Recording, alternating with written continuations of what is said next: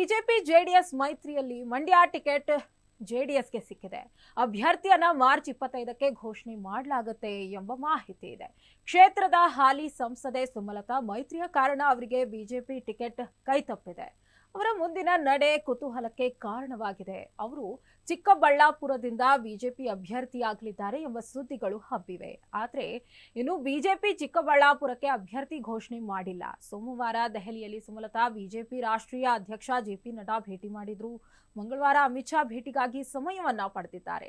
JP Nadda ಭೇಟಿ ಬಳಿಕ ಮಾಧ್ಯಮಗಳ ಜೊತೆ ಸುಮಲತಾ ಮಾತನಾಡಿದ್ರು. ಅದರ ಪ್ರಮುಖ ಅಂಶಗಳು ಹೀಗಿವೆ. ಕಳೆದ ಚುನಾವಣೆಯಲ್ಲಿ ಅಂಬರೀಶ್ ಬೆಂಬಲಿಗರಿಗಾಗಿ ಪಕ್ಷೇತರ ಅಭ್ಯರ್ಥಿಯಾಗಿ ಲೋಕಸಭೆ ಚುನಾವಣೆಗೆ ಸ್ಪರ್ಧೆ ಮಾಡಿದೆ. ಬೆಂಬಲಿಗರ ಮನವಿಯಂತೆಯೇ ಬಿಜೆಪಿಗೆ ಬಾಹ್ಯ ಬೆಂಬಲ ಘೋಷಣೆ ಮಾಡಿದೆ. ಬಿಜೆಪಿ ಜೆಡಿಎಸ್ ಮೈತ್ರಿಯ ಸಂದರ್ಭದಲ್ಲಿ ಮಂಡ್ಯ ಬಿಜೆಪಿಗೆ ಇರಲಿ ಎಂದು ನಾನು ಹೇಳಿದ್ದೆ.